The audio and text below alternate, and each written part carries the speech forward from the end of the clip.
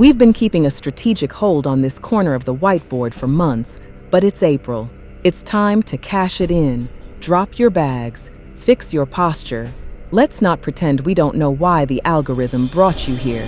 The news cycle is currently a controlled demolition, and the explosion is named Sean Combs. For 30 years, he wasn't a mogul, he was an industry weather system. But as we stand here in April 2026, the forecast for Diddy is catastrophic. He is currently incarcerated, serving a 50-month sentence, but his legal machinery just fast-tracked an appeal to the Second Circuit, set for April 9th. He is claiming his conviction is a perversion of justice and is demanding immediate release. This is not a celebrity gossip channel. If you want a timeline of the lawsuits, go scroll somewhere else. But if you want to understand the forensic architecture of systemic coercive control and how a mind manipulates wealth to bypass accountability, you cannot look away. We are not just profiling a mogul. We are auditing the entire machinery that built him. And if you prefer your data serving without the sugarcoating, you're in the right dossier. Hit that subscribe button because this audit is brutal. Sean Combs, O.J. Simpson, Corey Richins. The names change, but the behavioral dynamics never do. If you made it to the end of last week's file, you already know the thesis. Talent is not character, and when the jersey, or in this case, the hit record, becomes the alibi, justice suffocates in the dark. To understand the 2026 appeal, you must first understand the transaction that created his power. Sean Combs operated on a worldview where humans were not people. They were assets or liabilities. This creates a ruthless form of utilitarian behavior. In the bad boy era, talent was processed like commodities in a factory. To maximize the asset, he didn't just manage them, he subjugated them.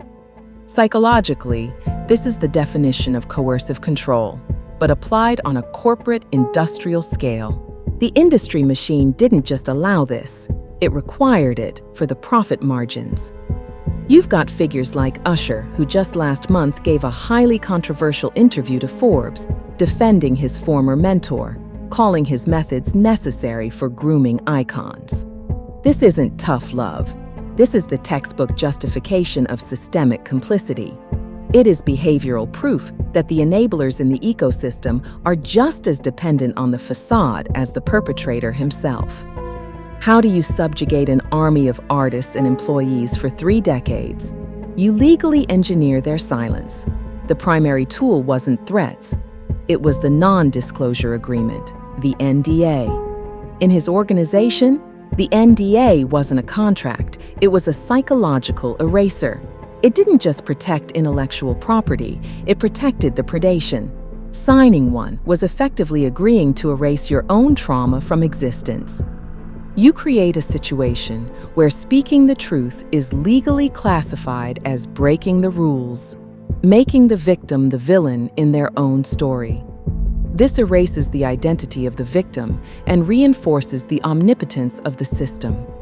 This transactional isolation ensures that the machine can keep operating without interference. We are now days away from the April 9th appeal. The strategy his lawyers are deploying is psychologically fascinating. They are arguing that he is being punished for acquitted conduct. They are claiming the judge used behavior the jury dismissed to lengthen his sentence. Think about the cognitive dissonance required for that argument. A mind with this level of pathological entitlement cannot process the concept of guilty. Even with documented evidence, even in prison, the internal narrative remains that he is the victim of a flawed system. But the real evidence of Machiavellianism isn't the courtroom. It's the prison yard. It was just revealed that Diddy recently joined the Federal Residential Drug Abuse Program, or RDAP. This isn't therapeutic. This is transactional. Completion of RDAP can shave up to 12 months off a federal sentence. This isn't a search for healing. This is the utilitarian worldview applied to incarceration. Therapy is not for recovery. It is a mechanism to purchase early release credits. It is the tactical decision of a mind that treats redemption as just another commodity that can be acquired for the right metric. Will the Second Circuit grant the loophole on April 9th? Or is the machine that built him finally self-cannibalizing? For 30 years, he paid for silence. Now he's paying the ledger. Let's pause the current timeline and run a behavioral forecast. Look past the concrete, past the appeals, and ask the uncomfortable question: what happens when the gates eventually open? Do you truly believe a mind engineered for absolute supremacy just retires? Fades quietly into the background? Clinical history tells us otherwise. When a pathology built on exceptionalism loses its empire, it doesn't experience remorse. It experiences an interruption. What we are mathematically guaranteed to witness upon his release is the reclamation narrative. Step 1 is the pivot to martyrdom. You won't see an apology tour, you will see a sermon.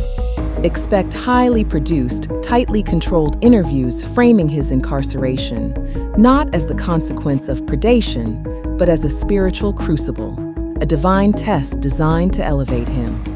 The perpetrator will attempt to rebrand as the enlightened survivor. Step 2, the industrial shift.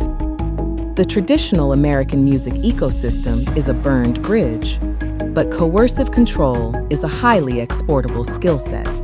Watch for the pivot.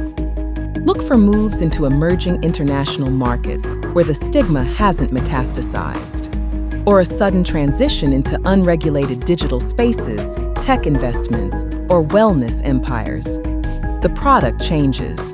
The psychological cage remains exactly the same. He will systematically search for a new ecosystem, a new set of enablers desperate for proximity to power, a new architecture of silence. Because when a core identity requires absolute subjugation to survive, the predator doesn't starve. He just changes his camouflage. The question isn't whether he will attempt to rebuild the machine. The question is, when he puts out the casting call, who is going to step in line to help him build it? Talent is not character. The jersey or the platinum record is not an alibi.